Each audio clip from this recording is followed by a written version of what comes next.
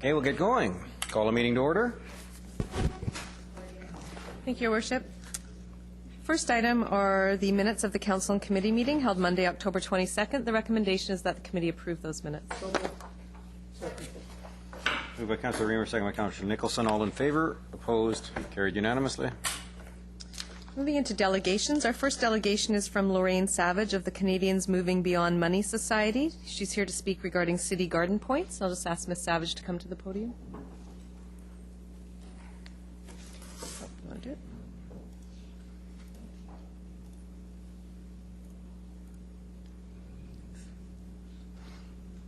Hello, Lorraine. How are you doing? I'm doing well, thanks. Good. Good afternoon, Mayor Richard Stewart and Coquitlam City Council.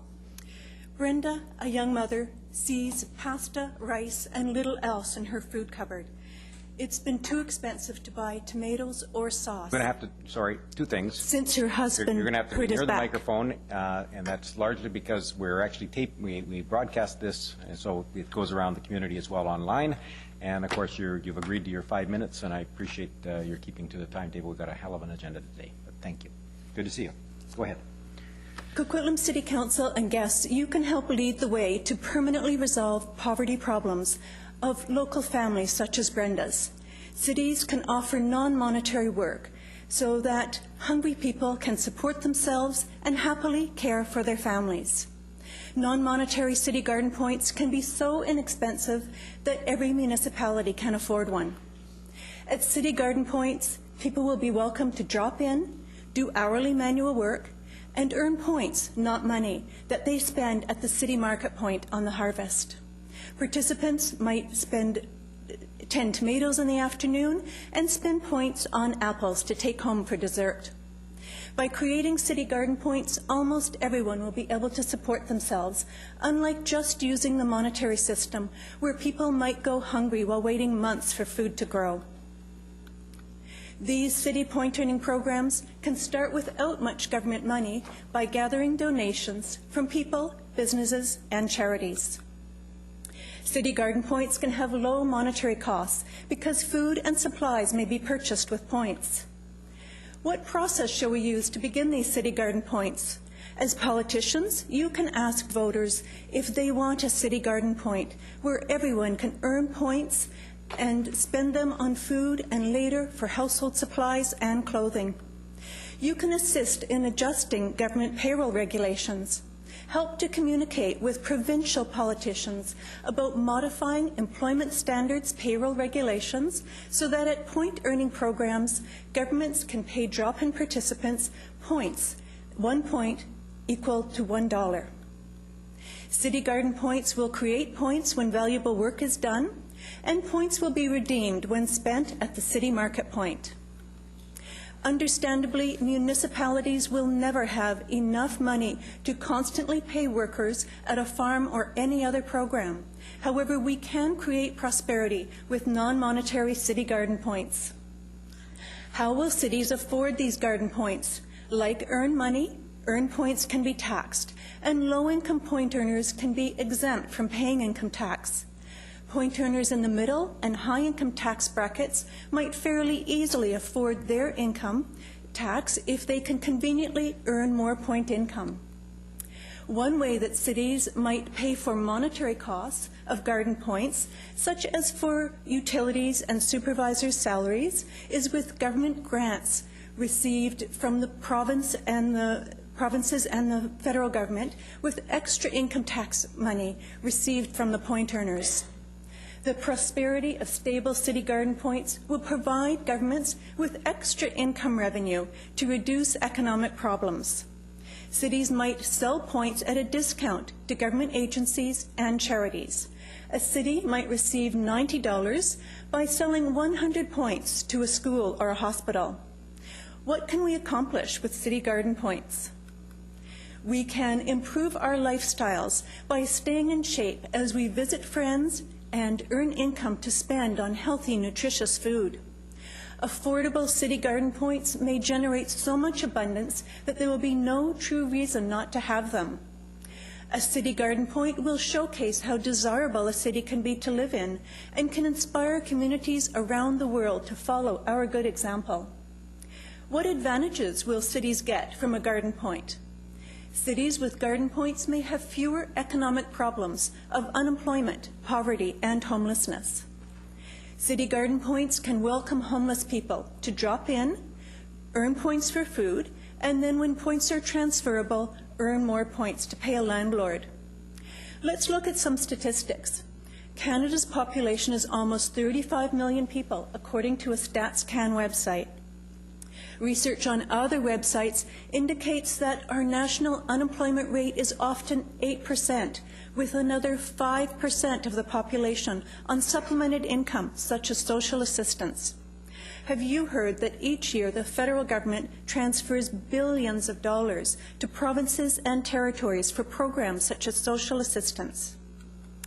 Unless we already have city garden points, if tragedy strikes and we lose the ability to transfer much food great distances on highways to grocery stores, people might be starving before food is available. My friend Cindy, who lives in the BC interior, said that years ago she worried when all her local grocery stores ran low on food. This summer, a tragic drought hit the United States, so this winter there will be food shortages. The more our society provides its own food and supplies, the less we will be dependent on imports or harmed by long-distance vehicle pollution. What if we created non-polluting city garden points and used vacant lots and flat rooftops to grow organic food? I spoke to a representative of the Metro Vancouver Parks Board, and he tells me that they have found some agricultural land in regional parks that might be suitable for city garden points. Recently, I spoke to the City of Langley, and they unanimously passed a motion asking their staff to do an information report on city garden points. This is the cover of a book I'm writing called Moving Beyond Money. It shows an overview of these fresh ideas of the future of designed living. There is more information at movingbeyondmoney.com and at citygardenpoints.com. We can grow abundance by turning the vision of city garden points into reality.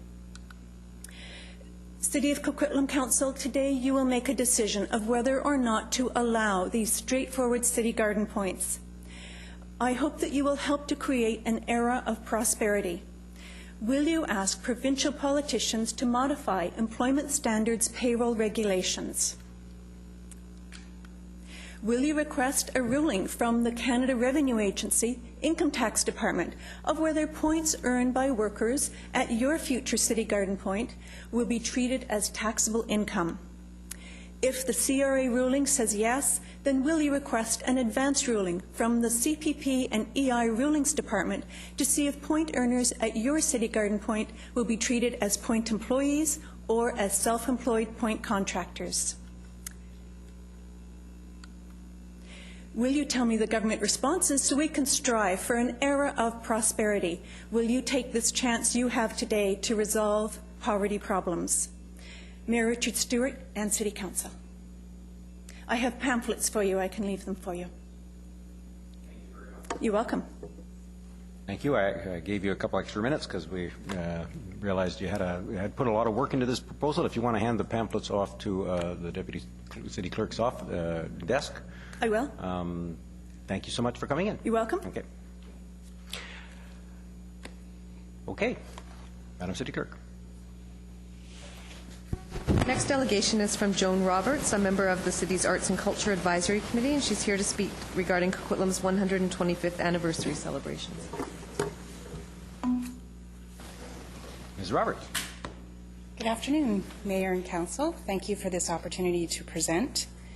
As a representative of the Arts and Cultural Advisory Committee, I'm here today to draw attention to the city's 125th anniversary in 2016, which is less than 4 years away, and to ask that we are invited to the table to be part of the city's planning and decision-making process with respect to the 125th to ensure that arts and culture is supported and plays a vital role in the celebration of this important milestone.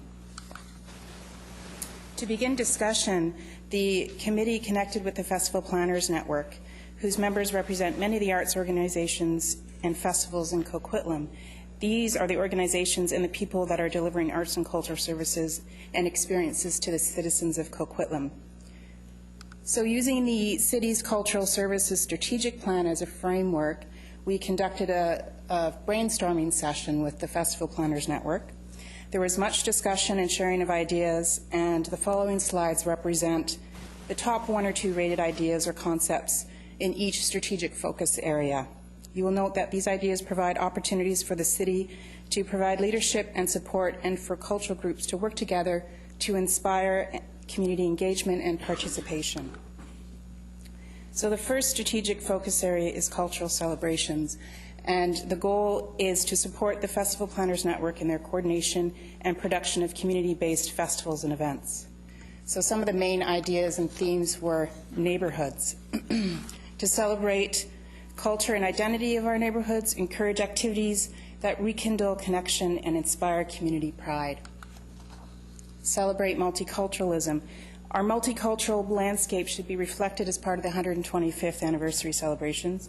We have many existing events that can be leveraged or expanded to celebrate our diversity and promote cultural understanding. Celebrating history is key to any anniversary celebrations, and there are many organizations and people who can create programs and events to reflect our rich history. Some of them include animating Heritage Square, creating school programs, having a photo contest.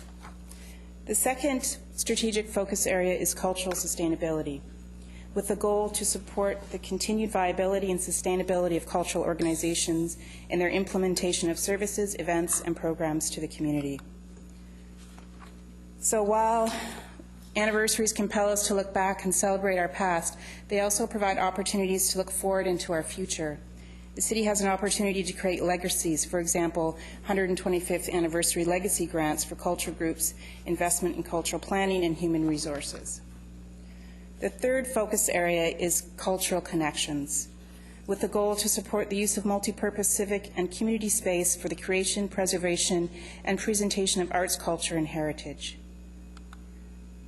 Under this focus area, participants put forward some very definite ideas and suggestions about what they felt were gaps and shortages in facilities, but they also included ideas and suggestions as to how we can best utilize what we have, to think outside the box when it comes to the use of facilities and performance spaces, to collaborate with business and non-art groups, and to share space and underused spaces. The fourth area is cultural leadership, with the goal to support cultural organizations in their implementation of cultural programs, services, and events. And one of the top-rated ideas was the importance of the city taking a leadership role in building a brand for the 125th and having it available for cultural groups to use. And I've just shown an example of Vancouver's 125th logo. The fifth strategic focus area is cultural visibility, with the goal to support and heighten community awareness surrounding available cultural experiences and opportunities. So the city taking a role in providing marketing support to increase awareness and visibility of arts and culture through media coverage and collateral really came to the forefront. So I want to thank you for this opportunity, and I hope that this presentation gives Council an idea of what the cultural organizations can bring to the table. And these are just a few of the ideas and themes that were brought forward. It is our hope that staff will be directed to start planning, budgeting, and initiating funding research for the 125th anniversary, and that this information comes back to the committee so that we can contribute and work with staff to create exciting and vibrant 125th anniversary celebrations. Thank you. Thank you very much, Joan. Appreciate your efforts in this regard. We've got a celebration ahead of us. Look forward to it.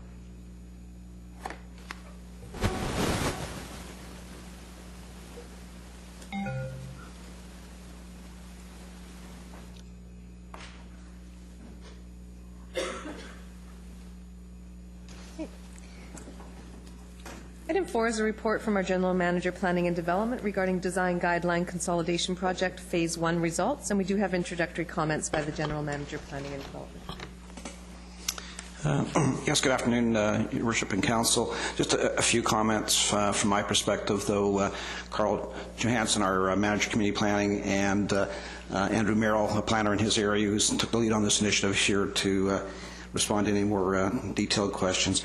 Just very briefly, and Council may recall this, that community planning had identified for a while there was kind of a plethora of various design guidelines covering in different areas across the community over many different years. It kind of accumulated. It's like stuff in the attic or the garage, I guess. And so the sense was to really, we need to have a look at this, on the basis of efficiencies, try to consolidate and update, but also, importantly, make sure there's no inconsistencies in those design guidelines. And these would be design guidelines that would principally be utilized with our development permit areas. So it's those guidelines that have accumulated over time. So what staff have done is looked at what we have on the books, in the very many books that there are, and have tried to bring those into a line.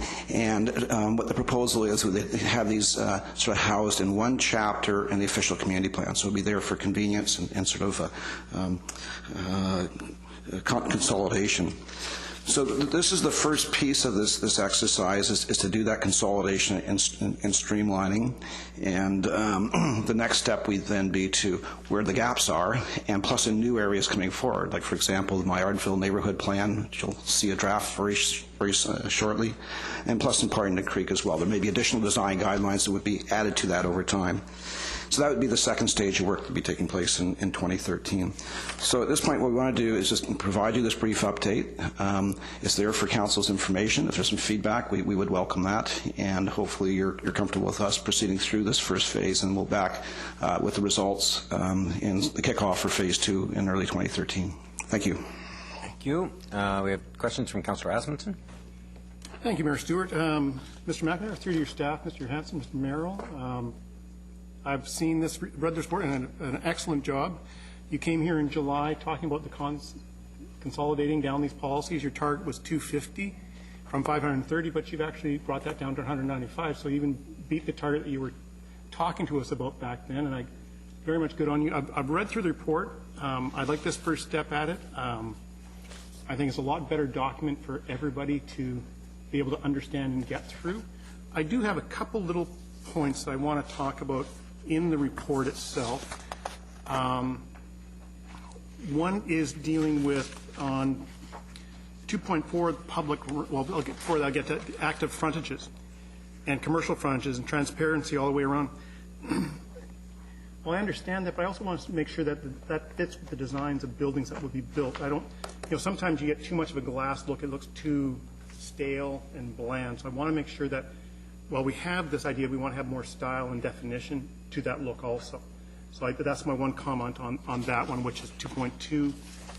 When I get down to public 2.4, the public realm, it's under surface treatment, and this comes out of the Universal Accessibility Committee and the type of treatments that we're going to use. And basically, when you're talking about sidewalks and moving along pathways, you want those things to be as smooth as possible for people that are walking, associated with people in scooters. When we start mixing very creative, nice-looking different paving stones or stuff, it creates a real issue for people with accessibility. So on the outside edges, yes, but on our main pathways, try to make those treatments and pathways as smooth as possible for the people with other walking abilities or in wheelchairs. Those are my two main comments, and you're going to be coming back with more, but I'm just very impressed of the council, of the work that you've done, and looking forward to the final product, but a very good start, and thank you. We've got questions from Councillor Robinson. Thank you. Congratulations on this consolidation exercise. I imagine it was a pretty daunting task. I too want to speak about the accessibility piece, and it has to do with, on page 4 of the document, it talks about citywide design principles, and it states under D that all areas of the city shall be accessible for all types of people at all stages of their life. And I love that statement. My concern is that that is not reflected in our policy. So later on in the document, under 2.3.2, on page 16 of the document, it talks about accessibility and safety, and then it says accessibility, consult best practices to improve accessibility and incorporate into all project design. So consulting best practice doesn't mean implementing best practice. So I'd like to see stronger language. And the same thing actually even with SEPTED, which is the next item, that they should be following. They should be followed. SEPTED guidelines should be followed in the siting. I'd like us to do a must or a. I'm just paying attention to the language, and I think if we're really serious about using these guidelines, then I think our language needs to be stronger. Yeah, well, excuse me. We'll look to firm that language up, and also in the second phase of the project, we have the opportunity to add additional policies to really reflect that principle. That would be great. And so I have two other sort of areas of that sort of relate to it, and maybe if that's coming in the next round, that would be fine.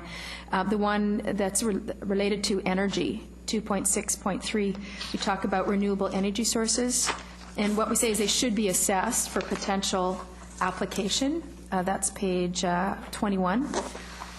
And again, I'd like to see, that's another thing I'd like to see a little bit stronger. It's one thing to assess it, but it's like where it's financially feasible or where there's opportunity or something that's a little stronger than just assessing. You can assess, but it doesn't mean you're going to act on it.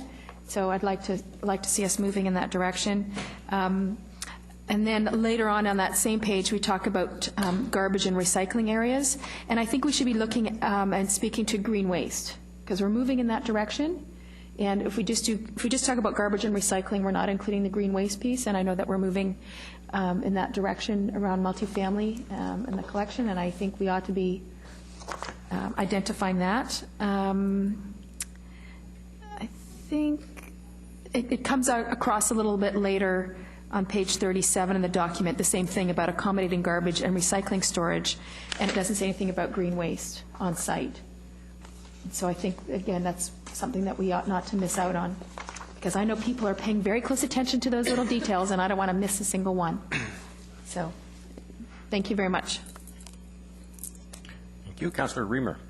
Thank you. Thank you very much for your hard work on this, and I really appreciate the fact that you've streamlined here. I have just one question, and it has to do with the evident policy gaps as a result of the transit-oriented development. And you've set up a framework, citywide guidelines, building type guidelines, neighborhood-specific guidelines, and environmental guidelines. So are you planning on, that is obviously going to impact building type guidelines, but are you planning on having a separate section under the neighborhood-specific guidelines for transit-oriented development? How is that going to affect the framework that you've already got set up? I guess it's a possibility, but we can. That is a possibility. We'll have to, based on the draft policies that we come up with, we'll see how we can organize those. The other way would be to qualify the policies for, if it applies to development adjacent to the guideway or it's a transit-oriented development. There's a couple of ways that we could do that, but we'll make sure that we qualify that. Thank you. You, Councillor O'Neill. Yes, thank you. And I would like to just add my voice to the support for the overall thrust of this, to get down to 195 policies from 530 is an extraordinary achievement, and congratulations to you. I noticed that in the introduction of the document that it says that Coquitlam is envisioned as a series of compact, complete communities in concert with nature. Well, of course, there's one part of nature, and that's our extraordinarily high rainfall that we don't actually need to be in concert with as much as protected from most of the year, and we're about to really realize that. And I'm wondering if there's some place in here, besides the part of the document that talks about the awnings, trying to provide more coverage for the sidewalks and things like that, where we have some specific, any other specific designs that we have in mind dealing with the high rainfall that we have. Let's say on page 31, we talk about trying to build little plazas and courtyards and things like that. Those are wonderful when it's dry out. I'm just wondering if, we have an extraordinarily high amount of rainfall here, and I'm not sure if that there's something that we can maybe integrate somehow into design guidelines that take that into account. Because quite often when it's raining, it's still mild enough to be outside. So I don't say comment on that, as long as we're dry, you know. So somehow I'd like to see that reflected a little more. It's the reality of where we live, which is different than even, you know, Tawasin or even Vancouver.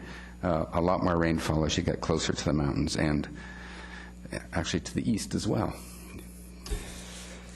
Yeah, that's something that has come up a number of times in our discussions on this, and that's something that we want to pursue in the second phase, looking at more weather protection approaches and ways of, especially in those plazas and streetscapes. Yeah, we definitely do get a lot of rain here, and we got to have some guidelines that reflect that. Thank you. I'm sorry, to quote entertainer Roger Miller, some people feel the rain and others just get wet. I think our city engineer... Can't roller skate in a buffalo herd either. I think our city engineer who's had to deal with the brunt of the stormwater lately. Thanks, Your Worship. Not to continue it too much, but the city's rainfall management strategies and its drainage plans and how it deals with stormwater are covered on a watershed strategy basis. The city is very well practiced in planning its development in concert with the watersheds that reside in a particular land development area. So we can take a look at what we have in those plans and integrate what we have in those watershed plans with this particular piece of work as well. There you go. Councillor Reid. Thank you. This was lots of fun. Thank you. A couple of things. Parking, and I don't know which section it's in because I've got my finger in 3 right now. Have you... I guess you're planning on us reading this in conjunction with another document that tells you how many small car spaces and how many large car spaces. So this is the guideline that would direct you to the other document, which tells you, and I'm specifically thinking of one shopping center that every one of us have been almost killed in. And they have small car spaces galore with giant trucks parked in them. So what I'm asking is the development guidelines for parking, they would be read for neighborhood commercial in conjunction with the zoning bylaw. Is that correct? Yeah, the dimensions for parking stalls are in the zoning bylaw. Right. Okay, yeah. Just wanted to make sure. And the second thing, I know we talked about flex parking lately, that the mayor and Mr. McIntyre were myself, I'm quite excited about seeing this flex parking. So this actually would incorporate that by just screening the above-grade parking, et cetera, et cetera. The one thing Mr. McIntyre's nodding, so I'm okay. In here, when I look in where the Millardville Neighborhood Center is and the development area, I'm missing, or I think I'm missing, in development guidelines, the garden cottages and the carriage houses. Is there specific guidelines for them in this document? And if so, tell me where I've missed it. Because I was in neighborhood specific, and I was in townhouses. Yeah, the guidelines for the garden cottages and carriage houses are under section 3.2.2, starting on page 36, under the housing choices title. Right. And those, this is basically the existing guidelines that are... You've got townhouses, it's incorporated in with the... Yes. In there. Okay, yeah. That's all I need to know. Thank you very much.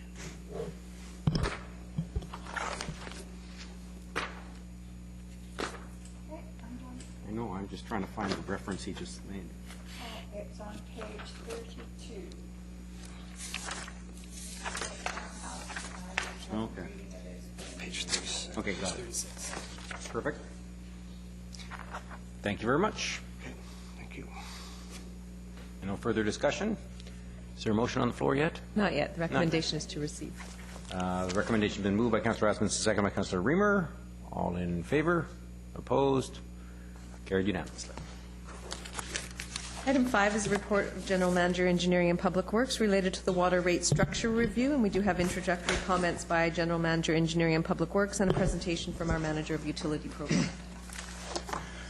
Your Worship, this body of work arises from really two points. One is elected officials and staff from time to time get telephone calls from people who are concerned about the fairness of allocating the water bill. There are some people who feel that how much you pay for water should be directly reflective of how much water you consume. That's an issue about metering and whatnot. And about 2 or 3 years ago, staff developed a report, reviewed the metering situation at the time, and recommended not to go to metering. We have refreshed that work with the latest information because we continue to get these comments and concerns. We've done a bit more thinking, if you will, about are there any other strategies out there other than just straight metering, and there may be one that we could potentially take a look at, which really refers to stratas and single-family houses. So that's out there for discussion. We're doing the work at this time because we anticipate probably getting similar calls once further water rate increases have been produced in this round of financial planning and decision-making throughout Metro Vancouver. The other direction that this is coming from is that very early in the year, we received some comments and concerns from some developers in the UDI about the so-called grace period. For example, if you're building a high-rise building in Coquitlam, the grace period currently is 6 months only, and then a developer, as owner of the property, pays the full water rate commencing after that.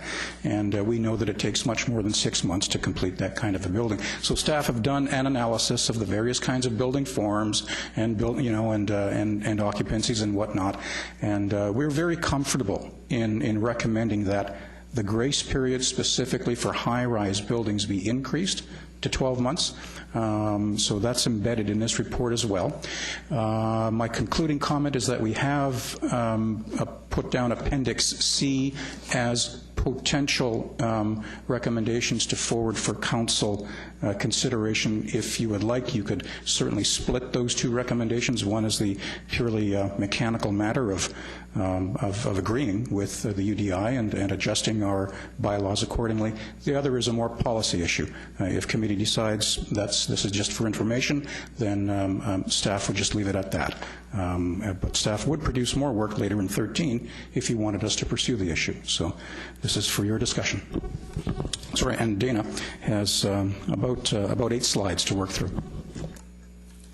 Thanks, Bill. Your Worship, members of council. Yeah, I'll try to be really brief. Bill's covered off a great introduction to this. I always think it's always worthwhile to kind of periodically review our water rate structures, our sewer rate structures, just to see what other municipalities are doing and just see if these rate structures, still serve our community well. The outline is I'm just going to talk a little bit about our current water rates, look at our 4 options for rates: universal metering, multifamily metering, voluntary metering, and what we're calling proportional flat rates. And again, Bill also mentioned we had this kind of little separate issue about the grace periods for new residential constructions that, members of the UDI were very interested in us kind of reviewing. The objectives of setting water rate structures really is to improve our financial stewardship. What we really mean by that is, we want to ensure that our water utility is sustainable and that it's priced competitively as well. Also, we'd like to encourage conservation, and we want to be sure the allocation of costs is equitable, so equitable between all sectors, whether it's residential, institutional, industrial, or commercial. Our current rates, again, we charge a flat rate to all residential customers. It's currently $407 a year.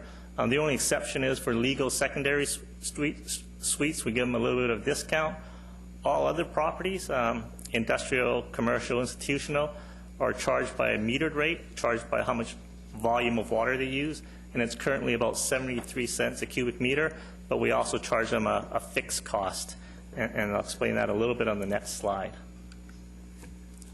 So really kind of the theory that we follow in allocating all our water utility costs is based on both fixed and variable costs.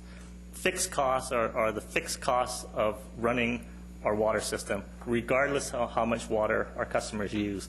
So those include maintenance staff, any overhead, capital replacements, and administrations. If everyone stopped using water, well, I wouldn't say stop using water, but if we substantially cut our consumption of water in the city, we would still have those fixed costs that we would have to pay for. The variable costs, those include the purchase of water, mainly in bulk from Metro Vancouver. We also have a small amount for electricity, fuel, chemicals, and what we call capital upgrading costs as well. When you look at the city of Coquitlam, those costs are roughly split 50-50. So about half of our costs are fixed that we can't really change, with how much water is being consumed. The other half of our costs can be reduced if we reduce our consumption. Having said that, because half of our costs are Metro Vancouver's costs, even if we substantially reduce our consumption, I don't think Metro Vancouver can kind of maintain their current rate. I'm sure they'd have to increase rates to recover it. So really, even if we cut consumption, I'm sure Metro Vancouver's costs would be recovered and wouldn't change substantially. That was our existing rates. The four options we looked at were universal water metering, and we looked at the additional costs of installing the meters plus reading the meters and sending out bills. And we estimate for the average single-family residence, their costs would go up from about $407 a year to $547 a year. Obviously, if people use less water, they would be paying less than the $547, but on average, everyone pays more when we go to universal metering. We also looked at just metering multifamily residents, and we looked at that because multifamily residents, on average, use less water than single-family residents. So there could be some argument that, they should be paid based on their consumption. But we looked at installing a meter in an existing modern building to retrofit the building with a new meter and what that cost would be. And we picked, I think it was a typical 30-unit apartment, and worked through the cost of installing the meters, reading the meters, and looked at the average consumption of multifamily. And an average multifamily residence with a retrofitted meter would pay about $480 a year compared to what they're already paying as a flat rate of $407 a year. Some of our older buildings that were previously metered and still have all the plumbing in place, they would be a little bit less than the $480 a year on average. The third option we looked at was a voluntary metering program. And if you look, I didn't show it on the slides, but in the report, it actually kind of looks at, if you look at the cost of installing the meter and what it would take in terms of consumption to break even for any residents that would want to install a meter, they'd have to use, a single-family homeowner would have to use about half the water that they're currently using today. So it's a pretty dramatic decrease in consumption if they actually hope to break even from voluntarily installing a meter in the city. The last option is proportional flat rates, which is really charging rates based on different kind of types of dwellings. And the idea behind that, I'll just flip to the next slide. The idea is single-family homeowners on average use more water than apartment owners. And so, on average, we can apply different rates to a single-family homeowner and a different rate to an apartment unit. And that would be based on the average consumption of each dwelling type. But again, when we actually, if we want to calculate those rates, it's not purely based on the consumption of those two different dwelling types. We also have to look at the fixed costs. And again, half of the cost of running the water system is fixed costs. So, the difference doesn't change substantially, even though they substantially use quite a bit less water. Just to point out that both our neighbors Burnaby and Port Coquitlam use proportional rates for residential and their multifamily customers. In Burnaby, apartment owners pay 57% of the single-family flat rate. What the actual rates are is a single-family annual rate in Burnaby is $487 a year. Their multifamily rate is $280 a year, so that difference is pretty substantial. Port Coquitlam, apartment owners pay 89% of the single-family rate. So in Port Coquitlam, their single-family rate per year is $393, and their apartment units pay $351. So the difference is not as extreme. But if we were to calculate in Coquitlam, we would actually base it on the average water consumptions of those classes of properties. Just very quickly, I'll just talk about this last issue, which is kind of the grace period for new residential construction. We were constantly getting questions about why our grace period is so short for high-rise construction. Many of the builders and developers feel that they use very little water, discharge very little sewage during construction. What they don't account for is they're still connected to our system, and they should be sharing some of the fixed costs of operating and maintaining our system. And those costs, again, are about half the cost. So what we're proposing is a single-family home takes anywhere from 3 to 6 months to build. Our current grace period for single-family home construction is 3 months. For townhouses, I can't remember the exact number, but it's something like 8 to 12 months to complete a townhouse development. So we think, 6 months grace period is fair. High-rise towers can take up to 24 months to finish construction. So we think it's appropriate that the grace period now we're giving is 6 months, that it's appropriate to increase it to 12 months, which kind of represents half the time it takes to build a high-rise tower, and that's kind of reflected of half the cost of recovering our fixed costs of operating our system. And just some questions and discussion. Thank you. The first question actually that I came up with was related to the introduction, and that is why you couldn't on high-rise in particular, because there's not that many of them, started at occupancy. Are you talking? Sorry, Your Worship. Why would you need a grace period? Why not simply start the building at occupancy when they start using water and they start using sewer? Up until occupancy, even a month before occupancy, there's no plumbing fixtures. There's not going to be a lot of plumbing use, and I don't know why we wouldn't simply start the billing based on occupancy. If they occupy the building in June, given 6 months worth of billing for that year, and I'm not sure why we would even contemplate billing them for connecting to a system when we don't have any increased marginal cost, we don't have any increased fixed cost, we don't have any increased cost to the city. Why not simply start at occupancy? Your Worship, typically new residential constructions, they get their services kind of shortly after they apply for the building permit. They need water kind of when construction starts. They actually drain their sites out when they start excavation. So they are connected to the system fairly early in the construction period. And we just feel that it's appropriate that, when they're connected to our system, that they're paying their share of these fixed costs that's independent of volume of operating our system. But again, that's council's choice if they feel it's more fair to charge them occupancy or they feel it's fair to kind of recover some of these fixed costs of operating our system when they actually are connected to our system.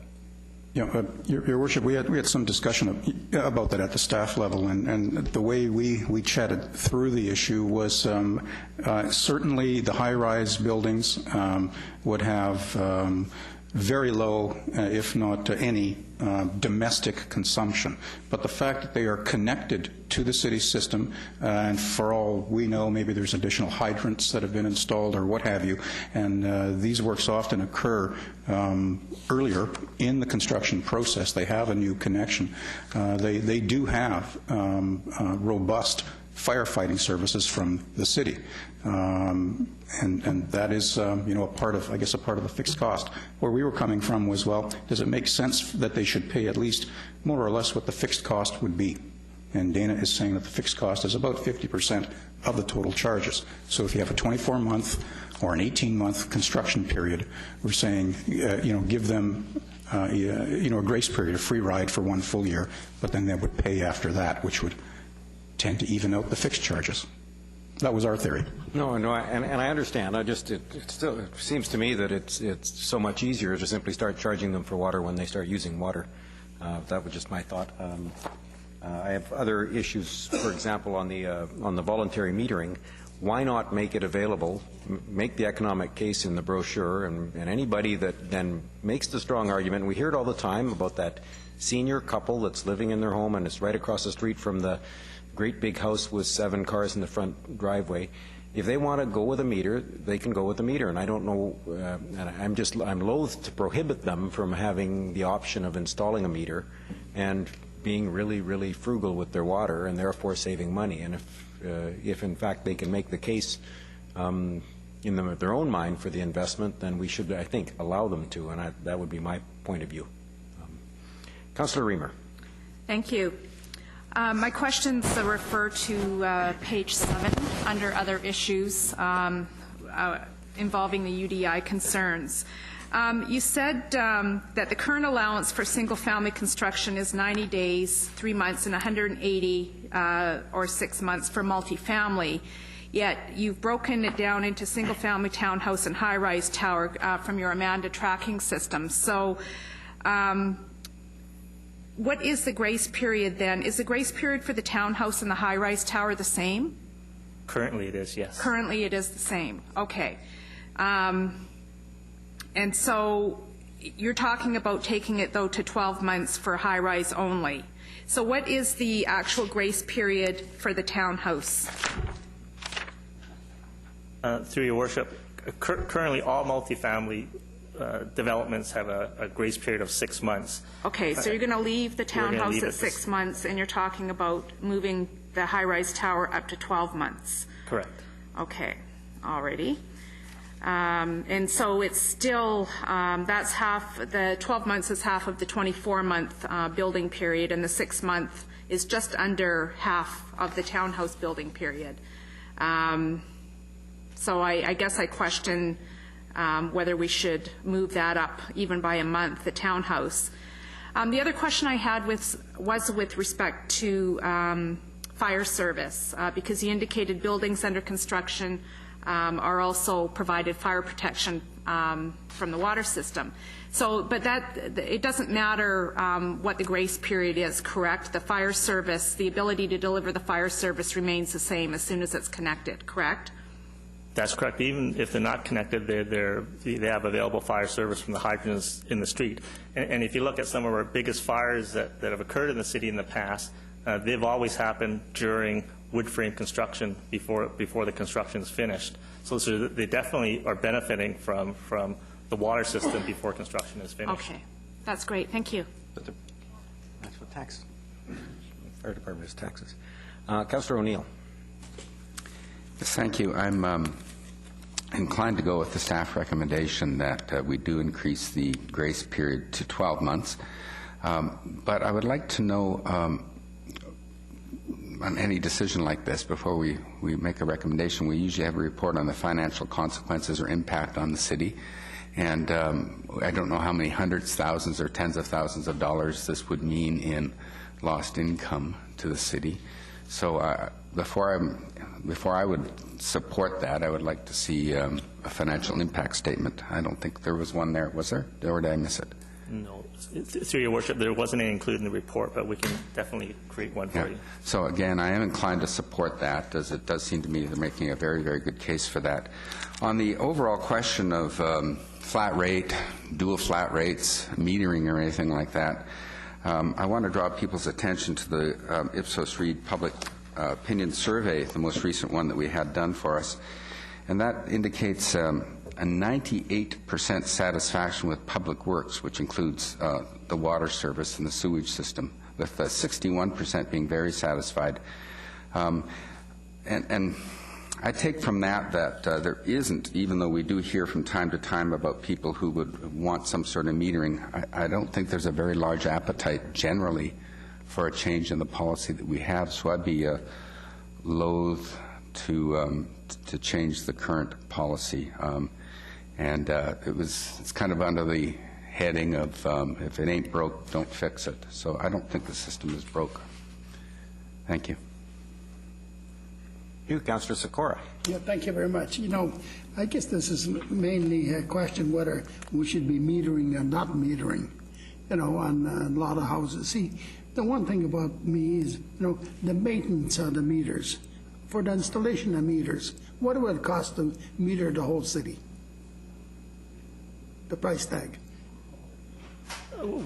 Through your worship, we've estimated the cost to install meters and read and bill meters. It's probably about 25% additional cost to residential property owners.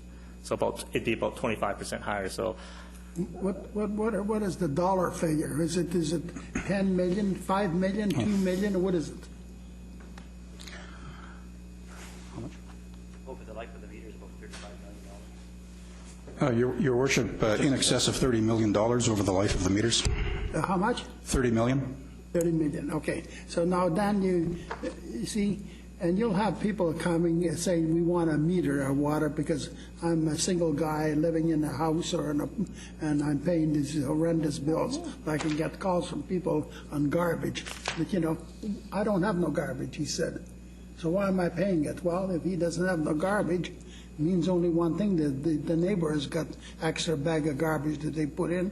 You know, they got to deal with the neighbors, the neighbors use very little garbage, and so he's getting his garbage done. So it's pretty hard, you know, to try and assess exactly what should be happening. But then you got, I guess, the meter reading would be computerized. Would that be the case? It could be, yes. If we went citywide, I guess. Yes, if we went citywide, we'd probably have radio read on our meters, so we don't have to manually read them correct. Computerized. And yes. what about the maintenance? I mean, you know, certainly you take a little maintenance. What would the maintenance be on a yearly basis? The maintenance, the main maintenance cost is really the billing, the administration, and the amortized cost of replacing those meters on approximately a 20-year life. Yeah, see, and how do you really assess the low-rise and the high-rise apartments? How do you really assess each unit how much they should be paying? Let's say the apartment is metered, which I'm sure they are. You know, how do you know, I live in an apartment, we get a water bill the same as any residence does, no different. And I'm sure we don't use as much water as a lot of people at homes because they water their lawns, they water their gardens, they do an awful lot of things more than we do, but we still pay the same price. So, you know, I know you might get complaints on that too, but I think that, you know what, in the whole, at the end, I think that whether we should be metering it or not, I don't think we should be metering it, and I think that our water rate, so the price tag is the same for a single-family dwelling as for an apartment, and I don't see no big argument with that. But, you know, again, you know, when you're talking about installation meters, $30 million, that's a hell of a lot of money to put meters in every house and then maintenance and everything else, and I don't think there'd be any benefit to it whatsoever. Thank you. Well, it's not one of our staff recommendations, so we're going to go to Councillor Asmundson. Well, thank you very much. A good report. As for the grace period, I see no problem going to the 12 months. I don't think there'll be a big financial because, you know, some years you may have one, some years you may have three. It's going to fluctuate on that grace period, but I don't think it's going to be a huge hit to our budget. But I do see that the need for splitting that 12 months of charge to cover off the basic costs as you explained for other uses. So I understand your rationale behind that. As far as a different method of charging, I think the way we are operating right now, a flat rate is the most cost-effective, simplest rate, that way we're using it right now. We've been very successful in Coquitlam. You know, I've been on Metro, the Water Committee, and talking about cities that have put in water metering. West Vancouver is just the recent one of it. Our water consumption rates are way lower than what theirs are. And so I think our policies of education and getting people to use less water has been very successful in Coquitlam. I also think that people always think that they use less water than the next person. And I don't think it's really true, even from apartment size to apartment size. I mean, my wife and I are two people in a house. We really don't water our lawns or anything. We don't. There can be other people with more kids and families in an apartment using more showers and waters and laundry and loads than people in a house. So I think we've got a very good system. You're going to get people complaining at small amounts about everything we have and not wanting to pay.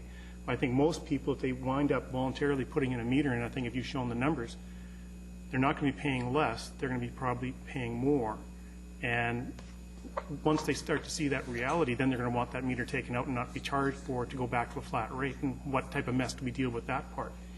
So I think Councillor O'Neill made the thing. If it ain't broken, just leave it alone. And the public seems to like it. We have a grid satisfaction rating in our department. I would like to just, other than extending the grace period, leave everything else the way it is. Thank you.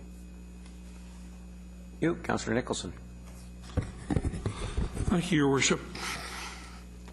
I have to say right away that I think West Van's experience may not be comparable to ours. They have way more swimming pools and they wash much larger automobiles than we do here in Coquitlam. And some of ours get washed by the rainfall and we don't have to worry about it. And I expect that before anything happens, there'll be a further staff report. And I look forward to that. At this moment, though, I would favor the 12-month period for high rises, just to get that one out of the way. The metering question, I have a lot more challenges around. Costs continue to rise. We can expect that to go on and on and on. And that there's heavy capital projects planned by Metro around water, and those are all going to factor into what we pay at the city gate to get the water into our pipes and have to pass on to our residents. Metering, if you don't know how much you're using, it's difficult to get motivated to conserve. So I can see some good reasons to try to move toward metering if we can do it cost effectively, and I'm not at this point convinced that it can't be cost effective. I came back from UBCM in September and I happened to ride on the ferry with Malcolm Brody. We're both on the Zero Waste Committee, and so we strenuously avoided talking about solid waste. And instead we talked about water, and he talked about the fact that in Richmond they have a voluntary metering program, and he talked about the impacts that it had. Almost everybody who went on their voluntary metering program experienced a reduction in their water charge. I didn't ask him what the impact on the overall budget was, and I'd like to know that. He also said that they had found a significant number of leakages in the system that hadn't been known before. When people got their first water bill and went, oh God, what? They discovered that that toilet runs constantly. That really is something I should think about. So I think it's something that we need to look at a little harder. We have, I don't know how many existing meters we have. I know we no longer have one at my house, because that's how I met the City Works people for the first time, was when my daughter's boyfriend came and knocked on my front door and said, there's a whole lot of water running out of your front yard. And somebody came out in the middle of the night and lay in my front yard and peered down this hole and said, oh yeah, it's your meter, and had in the truck the prefabricated piece to pull the meter out and replace it with a short piece of pipe with rubber on both ends. It's been fine ever since. But there are a bunch of meters around. I'm not sure that they're the meters that we would want to read. Picture a bunch of city workers going around lying on their stomachs, shining a flashlight down a big deep hole, trying to read what's at the bottom when it's been there for 25 years. But I'd like to know a little more about it. I don't know who paid for that meter that got pulled out of my front yard. Was it the builder when he put the house in, or did the city provide it because the city mandated it? And it certainly doesn't matter in terms of today's decision. My other problem is, if you look at page 5 of your report, where we talk about the comparative cost.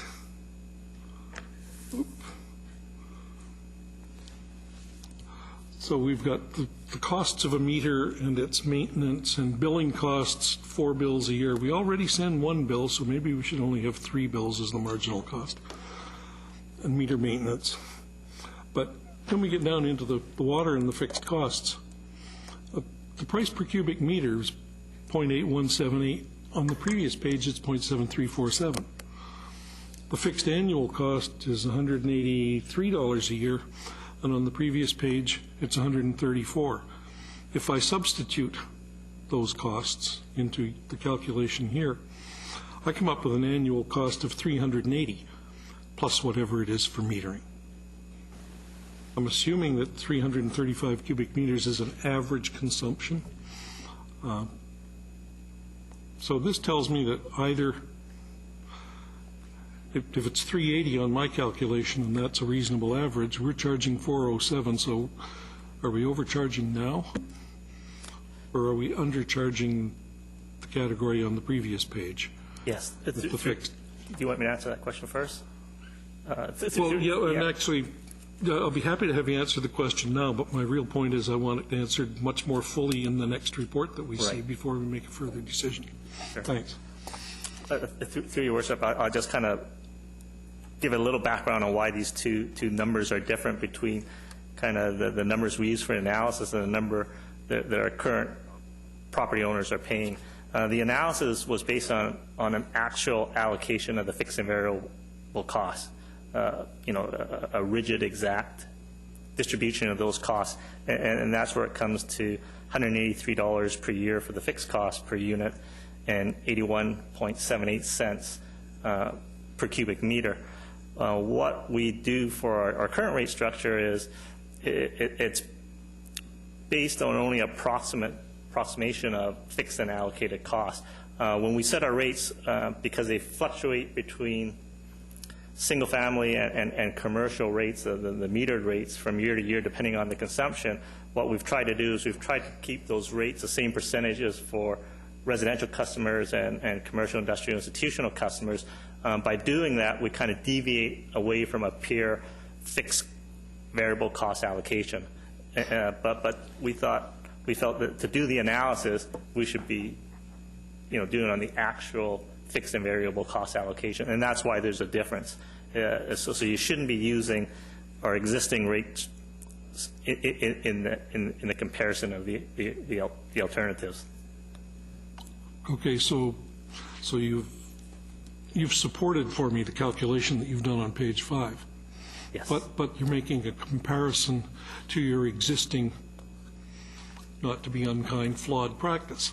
Yes. So if you're going to make a comparison, I'd like you to make the comparison using the same assumptions that you used to do the first level analysis. That's a good point. Okay? Thank you. Thank you. And Councillor Reid. Thank you. Well, I like the voluntary water metering, and I think we'd soon see in our own city if people really like it or they wouldn't. And again, some more, as Councillor O'Neill said, some more financial information.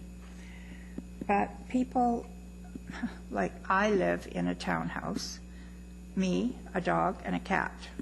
And I know we don't use that much water.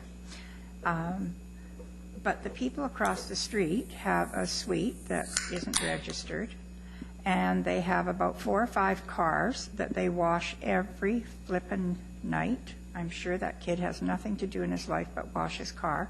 I was going to park mine over there, actually. They use, lots and lots and lots of water. And I've had some of my neighbors who only have 1 or 2 folks living in it and saying, geez, there's got to be something wrong with this picture. And there is something wrong with the picture. Maybe not now, but 10 years from now? I mean, we've just finished the Seymour, as Councillor Asmundson said, we just finished some pretty expensive infrastructure. That expense isn't going to stop. It's going to go on and on and on. And 10 or 20 years from now, we're going to have horrendous water rates. And I don't know that we shouldn't really be looking at metering. I know Councillor Sikora and I dealt with this back in 1990 or something, and we decided again it wasn't worth it, But in hindsight now, I wonder if it was, and maybe we should have done it, but we were busy closing in ditches, which we wouldn't be doing today. So, I mean, there's all kinds of things to look at. So I would love to get a bit more information on that, because I think if folks who are phoning City Hall and saying, like me, why am I paying the same as the guy across the street with 7 cars, I'll have a meter. And if it turns out to be more expensive, well, so be it. It's yours. You bought it. As far as the 12 months for high-rise, I think is fine. But the townhouses, I think they should be more like 8 months than 6 months, because they're building a stretch of 8 or 10 usually in a group, or maybe more. And I think that's a little more ambitious in just a single-family home. So that's how I would feel. Thank you. Okay. And I will hereby commit that when we institute voluntary water metering, I'd like the first voluntary water meter. And I'd like to have a coin-operated mechanism on my children's shower. And we'll work this out. Okay. Any further discussion? The motion is to receive, or we don't have a motion yet, or we do have a motion? Moved by Councillor Robinson, seconded by Councillor Reamer to receive. All in favor? Opposed? Carried unanimously.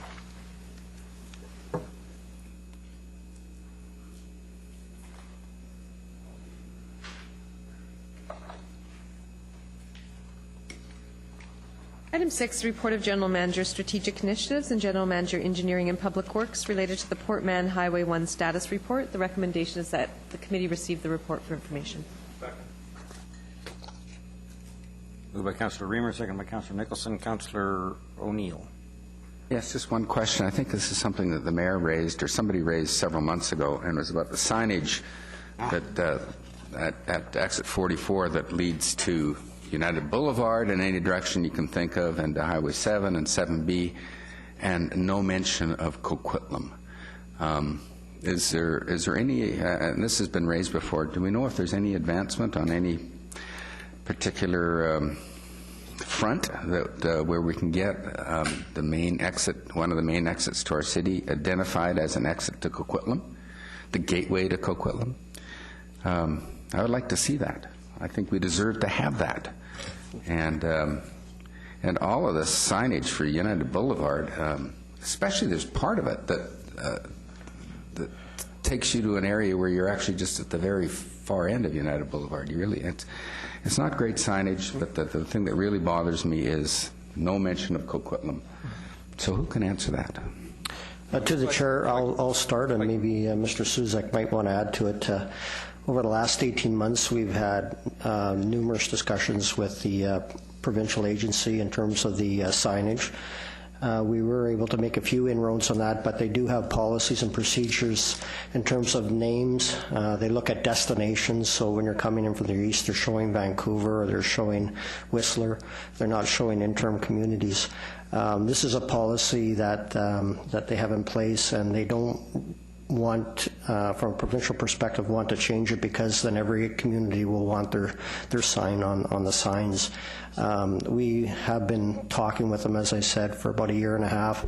We were able to achieve a few names on the signs when you're heading in from Abbotsford towards Coquitlam. We have Coquitlam added to the signs, but this was subject of a memo that we gave council about a month and a half ago.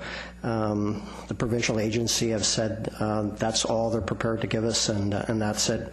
The only other alternative is whether council wanted to take it to the minister directly. But from an administrative point of view, we feel we've made as much progress as we can, and Mr. Suzak may want to add to that.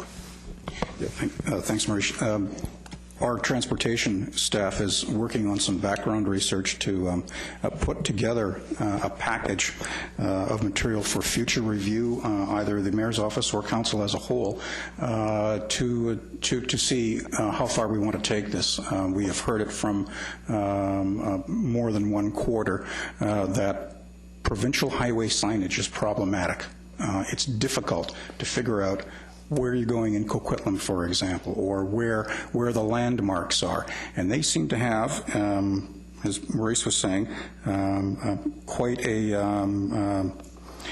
don't want to use an unfortunate choice of words, but it does not seem to be a very flexible policy, and they seem to be applying a one-size-fits-all. So bottom line is our own staff are starting to do a bit of background research on the province's signage policy, taking a look at what other jurisdictions do, and our intent is to come back and give the elected officials some information in which to pursue this matter. I'd hate to see us have it to dispatch a city truck or something and have it conveniently break down at the side of the road and have a big sign pointing saying, this way to Coquitlam. I hope it doesn't get to that. Well, and I will echo Councillor O'Neill's concern, and I've raised this at the provincial level. I've raised this with provincial officials, with our colleagues across the region. One of the comments we got back from Port Coquitlam actually was, if you come the other way, if you come along, I'll call it Highway 7 because the ministry won't call it Lougheed Highway, but if you come from Lougheed Highway from Pitt Meadows and you land in Port Coquitlam, none of the signages mention that how to get to Port Coquitlam, even though you're in Port Coquitlam at the time. They say how to get to Coquitlam, but not how to get to Highway 1, which is obviously the only reason you'd take 7B, which is a stupid name for the thing we all call Maryhill Bypass. Maryhill Bypass doesn't exist anywhere except in our minds and on every map in the Lower Mainland.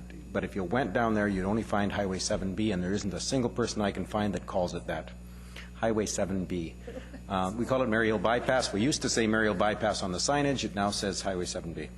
Similarly, you can't get to Lougheed Highway northbound to Coquitlam Centre because it doesn't go north, it only goes east.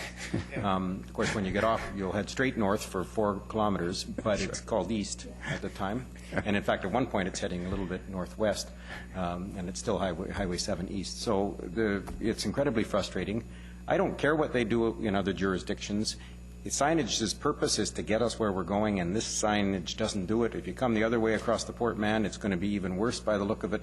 It's going to be so confusing that the public isn't going to know where they're going. And maybe that's part of the purpose is if you confuse them enough, they'll go across the bridge twice and they'll pay two tolls. Thank you. I think we've got the message, and we will prepare the information. No, you haven't got the message yet. Well, Councillor Reid.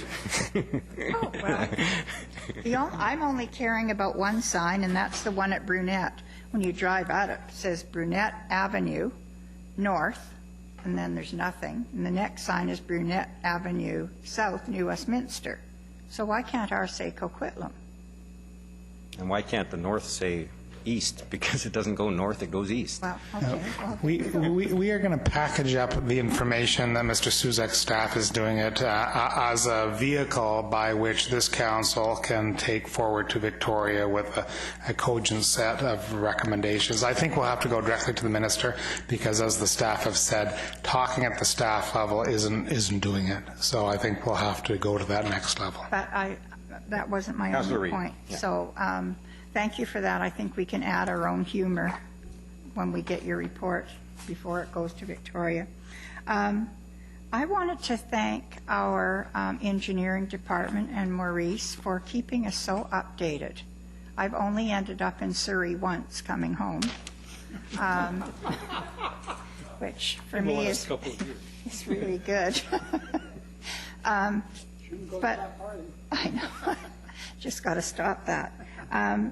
The other thing I wanted to say is I'm always bugging engineers about being engineers, and we've got so many of them here that I'm looking at right now.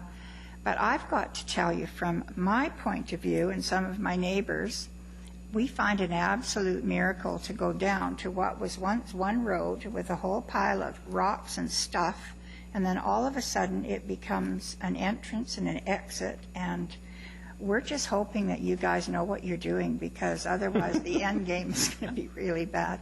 But thank you for keeping us updated. I really appreciate it. A vote of confidence from Councillor Reid. Councillor Reamer. Thank you, and I echo that, and I do know that you know what you're doing. I just want to thank you very much on a positive note for the signage around Woolridge. I heard from one business owner who had seen this, and he was very pleased with it. So I want to say thank you very much for your work in this area. That's all. Thank you. Thank you. Councillor Sikora. Yeah, thank you very much. Certainly, I know that the engineering department between Maurice and Bill, they'll both be grown grayer before the time comes that this project is built, even if it's just a few months away. The fact is that, I think that the developers for the bridge, they've got total disregard for the motorists. Total disregard. There's no markings, and if you come up across something, it's right in front of your eyes at the last minute. You got to make a change. And it's pretty hard to read. And, some of the council members just said, where are we going? Well, half the time you don't know where you're going with the highway markings. So the one thing that needs to be a big improvement, I remember that off the freeway, going into Coquitlam. There used to be a big sign there entering Millardville, or the arrow pointing to Millardville. It's gone. It's been gone for 2 years. It hasn't been up. Or somehow maybe you're to Coquitlam or whatever, and it's not there. So there's many things that the Highways Department needs to learn, and I don't know about going to Victoria, whether it would help us or not, because it's just a silly season in Victoria right now. And also, the fact is that, I don't know whether they talk to these people that are building the bridge or so, but the people that are building the bridge have to have more regard for the motorists. They can't do what they're doing. You can get yourself in a lot of accidents if you're not very alert. You're trying to get going from one place to the other. So I think that's something to take. And, I'm not blaming, certainly not blaming the engineering department, because I think they've done a tremendous job. But those things do exist, okay? Thank you. Thank you. And Councillor O'Neill. One last comment. Perhaps we need a theme song to catch Victoria's attention. Maybe Burke Bacharach can pen us something that instead of "Do you know the way to San Jose?" we can have "Do you know the way to Hockaday?" Anyway, it's one of our neighborhoods. Thank you. Okay, thank you. That's it.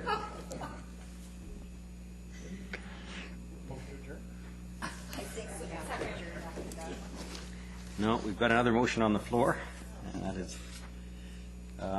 I thank you very much, Councillor O'Neill, for that thing. I think receipt's already. On the floor. All in favor of receipt? Opposed? Carried unanimously. Now. Move adjournment. Moved by Councillor Asmus, second by Councillor Reamer to adjourn. All in favor? Opposed? Carried unanimously. You got to be kidding.